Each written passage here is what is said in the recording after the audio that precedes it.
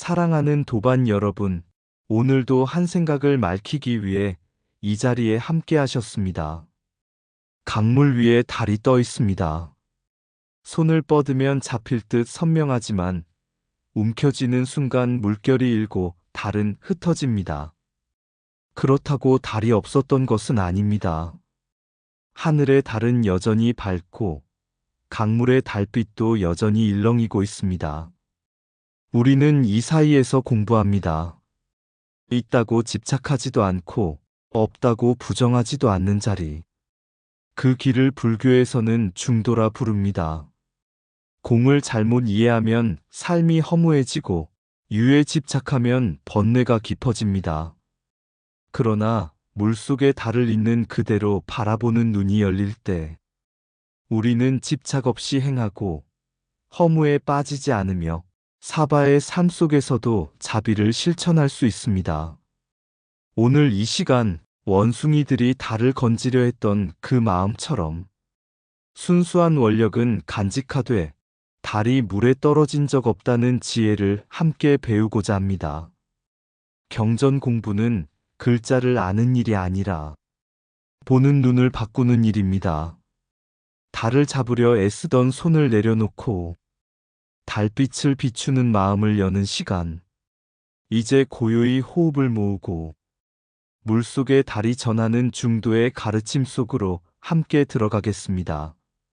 어느 절 마당에 젊은 수행승이 있었습니다.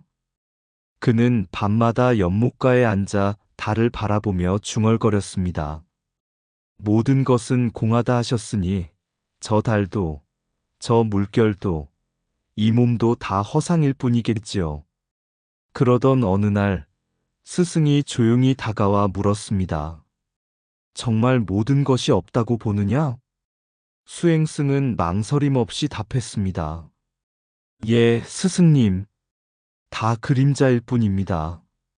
스승은 아무 말 없이 작은 돌을 집어 연못에 던졌습니다. 물결이 퍼지며 달 그림자가 산산이 흩어졌습니다. 그리고 잠시 후 물결이 잦아들자 달은 다시 또렷이 떠올랐습니다. 스승이 다시 물었습니다. 방금 달이 깨졌느냐? 아닙니다. 물결만 흔들렸습니다. 그렇다면 달은 없었느냐? 수행승은 말문이 막혔습니다. 스승은 연못을 가리키며 말했습니다. 저 달은 잡을 수 없지만 분명히 비치고 있다. 깨질 수 없지만 흔들려 보인다. 없다고 하면 허무에 빠지고 있다고 하면 집착에 빠진다. 중도란 저 달을 저 달로 아는 것이다. 그날 밤 수행승은 다시 연못 앞에 앉았습니다. 이번에는 달을 없다고도 있다고도 하지 않았습니다. 다만 물결 위에 일렁이는 빛을 고요히 바라보았습니다. 그리고 문득 깨달았습니다. 공을 안다고 세상을 버릴 이유는 없고 유를 본다고 집착할 이유도 없다는 것을. 그는 다음 날부터 더 성실히 청소를 하고 더 따뜻하게 도반을 대하며 더 깊이 경전을 읽었습니다. 달은 여전히 물에 비쳤고 물은 여전히 달을 담았습니다. 그러나 그의 마음은 더 이상 물결에 흔들리지 않았습니다. 그는 마침내 알게 되었습니다. 경전 공부란 달을 건지는 일이 아니라 달을 비추는 물을 맑히는 일이라는 것을. 물속에 달을 건지는 마음. 집착인가 원력인가. 옛날 어느 산중의 달 밝은 밤이었습니다. 한 수행자가 나무 아래 선정에 들었습니다. 숨은 고요했고 달빛은 산과 물을 은빛으로 적셨습니다. 그 모습을 지켜보던 숲속의 원숭이들이 수군거렸습니다. 저 거룩한 분께 우리는 무엇으로 공양을 올릴까? 과일도 이미 코끼리가 바쳤고 꽃은 새들이 물어다 놓았습니다. 그때 한 원숭이가 연못을 가리켰습니다. 저 둥근 달을 건져 올려드리자. 연못에는 환히 빛나는 둥근 달이 일렁이고 있었습니다. 500마리 원숭이는 서로 손을 잡고 가지에 매달려 강물 속 달을 건지려 했습니다. 그러나 손을 넣는 순간 달은 깨지고 물결이 이는 동안 달은 사라졌습니다. 달은 잡히지 않았습니다. 그들은 결국 물에 떨어졌습니다. 겉으로 보면 어리석음입니다. 허상을 진짜로 알고 붙잡으려 한 행동처럼 보입니다. 그러나 경전의 눈은 다르게 묻습니다.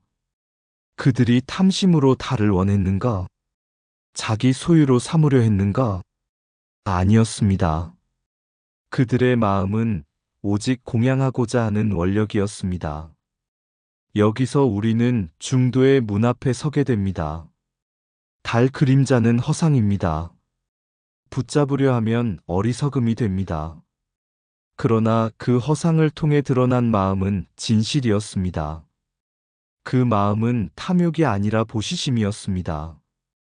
공을 잘못 이해하면 이렇게 말합니다. 어차피 다 허상인데 무엇을 하겠는가? 이것이 낙공입니다. 행도 부정하고 보시도 부정하고 자비도 부정하는 태도입니다. 하지만 원숭이들은 그렇게 생각하지 않았습니다. 달이 허상인지 아닌지 따지지 않았습니다. 그저 수행자를 기쁘게 하고자 했습니다. 허상에 집착하면 어리석음이 됩니다. 그러나 허상을 넘어선 마음은 공덕이 됩니다. 달은 물에 없었지만 보시심은 분명히 존재했습니다. 그래서 그 원력은 헛되지 않았습니다. 그 마음의 씨앗은 공덕이 되어 훗날 깨달음의 인연이 되었습니다. 중도란 이렇게 말합니다. 달을 진짜라고 붙잡지도 말고 달이 없다고 무시하지도 말라. 허상을 통해 드러나는 마음을 보라. 달은 건질 수 없지만 달을 건지려는 그 마음은 수행의 씨앗이 됩니다. 경전 공부란 달이 허상임을 아는 지혜와 그럼에도 자비를 멈추지 않는 용기를 함께 배우는 일입니다. 달은 물에 떨어진 적이 없습니다. 그러나 달빛은 여전히 강을 밝히고 있습니다. 허상을 붙잡으면 어리석음이 되고 허상을 넘어선 마음은 공덕이 된다. 달은 물에 없지만 달을 공양하려는 마음은 사라지지 않는다. 공을 잘못 이해하면 삶을 버리게 되고 공을 바르게 이해하면 자비가 깊어진다. 집착은 형상에 매달리지만 원력은 마음을 밝힌다. 없다고 부정하면 허무에 빠지고 있다고 고집하면 번뇌에 묶인다. 중도란 달을 건지지 않으면서도 달빛을 외면하지 않는 눈이다. 허상임을 아는 지혜와 그럼에도 행하는 용기가 함께할 때 수행은 완성된다. 공은 행동을 멈추라는 말이 아니라 집착을 놓고 행하라는 가르침이다. 달 그림자는 실체가 아니지만 그것을 바라보는 마음은 수행의 자리다. 보이는 것이 전부는 아니지만 보이는 것을 무시하는 것도 지혜가 아니다. 낙공은 자비를 잃고 정견은 자비를 일으킨다. 형상은 공하지만 발심은 공하지 않다. 집착 없는 보시는 허공처럼 넓고 계산하는 보시는 물결처럼 흔들린다. 달은 건질 수 없지만 맑은 물은 달을 또렷이 비춘다. 경전 공부란 달을 잡는 기술이 아니라 달빛을 보는 눈을 기르는 일이다. 1000개의 강에 비친 한 달. 화신과 법신의 중도적 이해. 어느 날 한 제자가 스승에게 물었습니다. 스승님, 부처님은 어디에 계십니까? 역사 속 한 인물입니까? 아니면 형상 없는 진리입니까? 스승은 대답 대신 제자를 강가로 데려갔습니다. 밤이 깊었고 둥근 달이 떠 있었습니다. 강물마다 달이 비쳤습니다. 큰 강에도 작은 개울에도 심지어 물웅덩이에도 달이 떠 있었습니다. 스승이 물었습니다. 달이 몇 개냐? 하나입니다. 그렇다면 저 강물에 비친 것은 무엇이냐? 달의 그림자입니다. 그림자라면 없는 것이냐? 제자는 잠시 머물렀습니다. 없다고 할 수 없었습니다. 분명히 빛나고 있었기 때문입니다. 있다고 할 수도 없었습니다. 손을 넣으면 흩어지기 때문입니다. 그때 스승이 말했습니다. 이것이 화신과 법신이다. 하늘의 달은 법신입니다. 형상이 없고 늘 그 자리에 있으며 누구에게나 평등합니다. 각마다 비친 달은 화신입니다. 중생의 그릇에 따라, 물결의 모양에 따라 천차만별로 드러납니다. 그러나 달은 둘이 아닙니다. 하늘에 따로 있고 물에 따로 있는 것이 아닙니다. 달이 하나이듯 법신과 화신도 둘이 아닙니다. 제자는 다시 물었습니다. 그렇다면 부처님은 실제입니까? 아니면 공입니까? 스승은 조용히 읊었습니다. 이것이 금강경의 사구계입니다. 모든 형상은 허망하다. 그러나 형상이 형상이 아님을 보면 곧 열애를 본다. 형상을 부정하라는 말이 아닙니다. 형상에 머물지 말라는 뜻입니다. 강물의 달은 허망합니다. 그러나 그 허망함을 통해 하늘의 달을 알게 됩니다. 이것이 천백억 화신의 뜻입니다. 하늘의 달 하나가 천개 강의 천개 모습으로 비치듯 부처는 중생의 근기에 따라 무량한 모습으로 나타납니다. 어린아이 앞에서는 따뜻한 어머니처럼, 두려운 자 앞에서는 용기처럼, 고통받는 자 앞에서는 위로처럼 나타납니다. 그러나 그 모든 모습은 한 달에서 비롯된 빛입니다. 중도란 여기 있습니다. 달을 실제하는 물속의 물체로 붙잡으면 유에 빠지고 달이 없다고 외면하면 공에 떨어집니다. 보이는 달도 아니고 없다고 할 수도 없는 달. 존재는 달빛처럼 작동합니다. 붙잡으면 깨지고 외면하면 놓쳐버립니다. 그러나 가만히 바라보면 그 빛은 이미 우리를 비추고 있습니다. 제자는 강물 위에 비친 달을 다시 바라보았습니다. 손을 넣지 않았습니다. 그렇다고 등을 돌리지도 않았습니다. 그는 그 자리에서 깨달았습니다. 법신은 멀리 하늘에 있는 것이 아니고 화신은 따로 흩어진 것이 아니며 둘은 나뉜 적이 없다는 것을. 각마다 달은 다르지만 달은 늘 하나입니다. 달은 하나이되 비침은 무량하다. 법신은 움직이지 않지만 화신은 쉼없이 응한다. 강물의 달은 허상이나 그 빛은 중생을 밝힌다. 형상은 허망하되 허망함을 아는 지혜는 허망하지 않다. 공에 머물면 세상을 잃고 유에 머물면 자신을 잃는다. 중도란 보이는 달도 아니고 없다고 말할 수도 없는 자리다. 천개의 강이 달을 나누지 못하듯 무량한 화신이 법신을 나누지 못한다. 손을 넣으면 깨지고 마음을 열면 드러난다. 달은 물에 떨어진 적이 없지만 물은 늘 달을 담고 있다. 법신은 본체요, 화신은 자비의 움직임이다. 형상을 떠난다고 진리를 얻는 것이 아니며 형상에 머문다고 진리를 잃는 것도 아니다. 모든 모습은 허망하지만 허망함 속에 열애가 드러난다. 중도는 부정도 긍정도 아닌 두 극단을 넘어선 밝은 시선이다. 존재는 붙잡을 대상이 아니라 비추어 보는 자리다. 경전 공부란 달의 개수를 세는 일이 아니라 달빛의 근원을 아는 일이다. 존경 스님의 한마디, 집착 없이 행하라. 어느 날 한 학인이 물었습니다. 모든 것이 공이라면 왜 보시를 합니까? 형상이 허망하다면 왜 세상을 위해 애써야 합니까? 그는 공을 이해했다고 생각했습니다. 붙잡을 것이 없다면 움직일 이유도 없다고 여겼기 때문입니다. 그때 스승은 조용히 등불을 하나 켰습니다. 어둠 속 방이 환히 밝혀졌습니다. 이 불빛은 실체가 있느냐? 잡을 수는 없습니다. 그렇다면 없느냐? 아닙니다. 분명히 밝히고 있습니다. 스승은 말했습니다. 달은 물에 떨어진 적이 없다.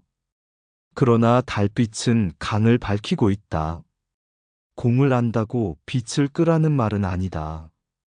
이것이 존경 스님의 뜻이었습니다. 금강경을 풀이하며 그는 말합니다. 상에 머물지 않는 보시가 참된 보시다. 형상에 집착하면 공덕을 계산하게 되고 공덕을 계산하면 이미 상에 머문 것입니다. 그러나 상이 공하다고 하여 아무것도 하지 않는다면 그것은 또 다른 극단입니다.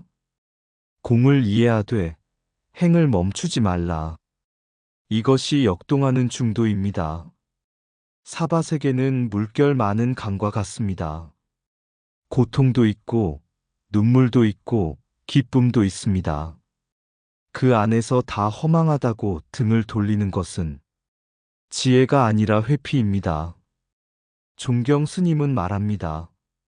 보시는 하되 보시했다는 생각에 머물지 말라. 행은 하되 행한 자리에 자신을 세우지 말라. 돕되 도왔다는 이름을 남기지 말라. 달빛은 비추지만 나는 비춘다고 말하지 않습니다. 강물은 달을 담지만 내가 담았다고 주장하지 않습니다. 중도는 바로 그런 작용입니다. 집착 없이 행하는 삶, 공을 알되 자비를 멈추지 않는 삶, 형상이 허망함을 알면서도 형상 속에서 중생을 돕는 삶. 그날 하기는 깨달았습니다. 집착하지 말라는 말은 아무것도 하지 말라는 뜻이 아니라 붙잡지 말고 하라는 뜻이었음을. 달은 여전히 하늘에 있고 강은 여전히 흐르고 달빛은 묵묵히 물결 위를 건너갑니다. 수행이란 달을 붙잡는 일이 아니라 달빛처럼 살아가는 일이라는 것을, 공을 안다는 것은 멈추는 일이 아니라 집착 없이 움직이는 일이다. 보시는 손으로 하지만 공덕은 머무르지 않는 마음에서 자란다. 형상은 허망하되 자비의 작용은 허망하지 않다. 집착을 내려놓으라는 말은 행동을 내려놓으라는 뜻이 아니다. 달은 물에 떨어진 적 없으나 달빛은 늘 세상을 밝힌다. 상에 머문 보시는 계산이 되고 상을 떠난 보시는 광명이 된다. 공을 핑계로 물러서면 지혜를 잃고 공을 통찰하고 나아가면 자비가 열린다. 행하되 행했다는 생각에 머물지 않는 것이 금강의 길이다. 도움은 남기지 않아도 되고 밝힘은 주장하지 않아도 된다. 중도는 고요한 철학이 아니라 흔들림 속에서 빛나는 실천이다. 공은 비움이 아니라 걸림 없음이다. 법을 이해했다면 세상 속으로 걸어 들어가라. 보이는 것은 허망하나 허망함 속에서 열애의 뜻은 작동한다. 달빛은 자신을 드러내지 않으나 어둠은 스스로 물러난다. 경전 공부란 공을 말하는 입이 아니라 집착 없이 행하는 삶으로 완성된다. 달이 높이 떠 있던 밤이었습니다. 강가에는 세 사람이 서 있었습니다. 한 사람은 달을 보며 말했습니다. 저것은 허상이다. 물에 비친 것은 모두 거짓이니 붙잡을 것도 없다. 또 한 사람은 물속을 가리키며 말했습니다. 아니다. 저기 분명히 달이 있다. 보이는 그대로가 진실이다. 그때 곁에 서 있던 노승이 말없이 강물에 바가지를 담아 물을 떠서 마셨습니다. 그리고 조용히 말했습니다. 달은 마시지 못하지만 달빛 아래 물은 마실 수 있다. 두 사람은 그 말을 이해하지 못했습니다. 노승은 다시 말했습니다. 달은 물에 떨어진 적이 없고 달빛은 물을 떠난 적이 없다. 공을 안다고 세상을 버릴 이유도 없고 유를 본다고 집착할 이유도 없다. 그는 다음 날 마을로 내려갔습니다. 병든 이를 돌보고 길을 쓸고 배고픈 이에게 밥을 나누어 주었습니다. 누군가가 물었습니다. 스님, 모든 것이 공이라면서 왜 이렇게 애쓰십니까? 노승은 웃으며 답했습니다. 공안이 집착이 없고 집착이 없으니 두려움이 없고 두려움이 없으니 멈출 이유가 없다. 그날 밤 강물 위에는 다시 달이 떠올랐습니다. 물결이 일어도 달은 사라지지 않았고 물결이 잦아들면 더욱 또렷이 비쳤습니다. 경전 공부란 달이 몇 개인지 따지는 일이 아니라 달빛을 보는 눈을 밝히는 일입니다. 허상에 매달리지 않으면서도 허상을 통해 드러나는 마음을 보고 공을 이해하면서도 행을 멈추지 않는 삶을 사는 것. 달은 건질 수 없습니다. 그러나 달빛은 오늘도 강을 밝히고 있습니다. 그 빛 아래에서 우리는 붙잡지 않고 외면하지도 않으며 묵묵히 걸어갑니다. 그것이 중도의 길이고 그것이 경전이 우리에게 남겨준 살아있는 가르침입니다. 시, 강물 위의 달빛. 달은 떨어진 적이 없다. 그런데 강은 밤마다 은빛으로 젖는다. 손을 넣으면 물결만 흔들리고 달은 산산이 흩어진다. 그러나 고개를 들면 하늘에는 여전히 둥근 얼굴, 공이라 하여 강을 등질 수 없고 유라 하여 달을 붙잡을 수 없다. 비어있으되 사라지지 않고 나타나되 머물지 않는다. 보시는 바람처럼 지나가고 공덕은 향기처럼 남는다. 잡히지 않는 빛이 오히려 어둠을 걷어낸다. 경전은 말한다. 달을 건지지 말고 달빛으로 살라. 물결 속에 서서 물결에 빠지지 않는 눈. 그 눈으로 세상을 밝히라. 달은 물에 없으나 달빛은 길 위에 있다. 붙잡지 말고 외면하지 말고 그 빛처럼 흘러가라. 이상 붓다의 복과 지혜였습니다. 오늘도 복지 구족한 날 되세요. 구독과 좋아요는 붓다의 복과 지혜를 밝히는 큰 자비의 등불이 됩니다.